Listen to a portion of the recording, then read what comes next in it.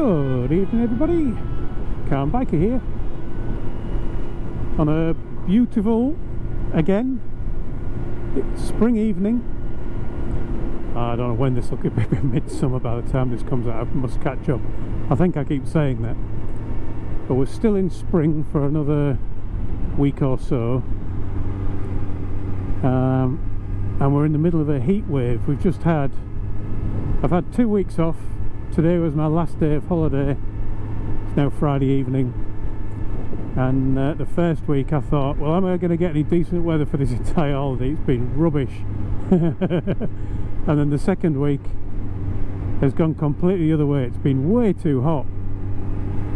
So today I had to nip out and do a bit of shopping in the car, and the car said that the external temperature was 28 degrees, which is way too hot for a Yorkshireman. And then when I got back, I thought, well, this bike passed. Got Graham behind me. We're not going on a fast run tonight, so I let this guy in his sports bike past. So yeah, I went out today, did a bit of shopping, came back, and in the heat, repaired my puncture, got my wheel back in, and now I'm trying it. It's that annoying puncture that I got 100 miles from home, and I haven't put that video up yet, obviously, so I don't know how much grief I will have got. To be fair, riding back from Glossop with a nail in the tyre probably wasn't the best idea, but it was another incredibly hot day, and reaming out a tyre and repairing a puncture at the side of the road also didn't feel like a very good idea either, because it was so hot. Anyway, I got home and took the nail out. Before I did, I checked the tyre pressure, and it hadn't moved, so there wasn't really any air escaping. The nail was blocking the hole. I took the nail out and immediately got the hiss of doom, so had to get the repair on it. And I didn't have to do the gummy worm repair because I was at home, so I got to do the full repair, plug patch from the inside, and all the preparation that I've talked about for doing that job in a previous video. Definitely worth doing yourself. I've heard people talking about it being 30 quid to get a puncture repaired, and it didn't cost me anywhere near that in all of the parts I bought, so they've certainly paid for themselves. Although my inner sealer, inner tyre, inner liner sealer, whatever it's called, had nearly gone off, so that's got thrown away, and I'm going to have to buy some more because I've got another bike coming in a couple of weeks. Yay, so exciting. I'm going to leave it for buying that because clearly it can go off.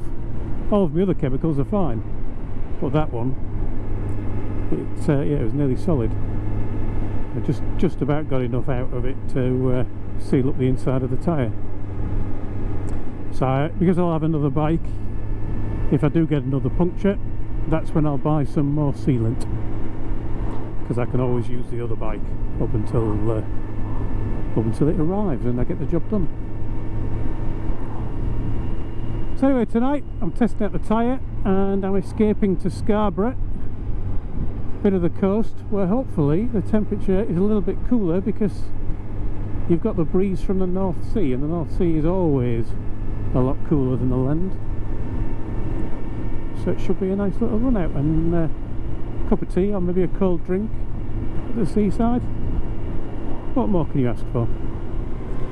I recorded a video the other day about my experience with the AA and renewing, and how I got it a little bit cheaper. And I'm really glad I did. Before I came out, I was just having a flick through a few articles on the old motorcycling websites, and I came across an interesting one, some statistics that have come out from the Department of Transport, I think it was, and they're saying that several hundred bikes were scrapped last year because they were recovered not by somebody like the AA. And it's apparently, if you break down and leave your bike at the side of the road somewhere and don't get it collected, it can be collected by either Department for Transport or some other government funded organisation that comes and picks them up if they're left in dangerous places. Not just bikes but cars as well, any vehicle basically. If you leave it somewhere you shouldn't, side of a motorway, or somewhere where you can't park, somewhere where it's deemed to be an obstruction or in a dangerous position, they can actually just pick it up and take it away. And then what happens is it gets put in a storage facility, and apparently they've just put the prices up to get it back, so you have to pay for the recovery, and it's well into 3 figures that you have to pay to get your bike back, plus storage for £13 a day up to 7 days. And if it goes beyond that, then it gets more expensive for storage. And if they decide to do it, they can apparently just scrap it after that if they want to, or they can sell it on. And the article was saying weirdly that at that point you have no rights to it yourself, even if you're still paying for it. If you bought a bike on HP or a loan or something, you're still paying for that bike. They can sell it and you can lose it, or they can just scrap it, and then you're left with a loan that you've got to carry on paying for, or you're just left without a bike if you already own it, and there's absolutely nothing you can do about it. So the article was recommending to make sure that you do have some recovery, to make sure you never get into that position where you could end up losing your bike. You can imagine how it happens, can't you, that you lose your bike quite quickly. Probably already mentioned the chap at work has just bought himself a ZX6R for £1,000, a bit of a steal really. You can imagine how it quickly ramps up, because if you have left your bike and it's been picked up, and I don't know what the number is, call it £150, it's something like that to get it back, and then you didn't realise it happened, so 7 days later you've racked up another £100. Already a quarter of the price of that bike is what it's going to cost you to get it back. And if it takes you a little bit longer than that and you get into the bigger money of storage, or they've decided to scrap it because they deem it's not worth it and nobody's going to want it back, you'd see how that would happen remarkably quickly. I was quite worried when we had the accident on the Honda, and at the time I realised, you know, bits had broken off the bike and it was fairly smashed in, but I was quite worried about it getting recovered. The police said that they would recover it for me and it would end up at a place that the insurance company would deal with.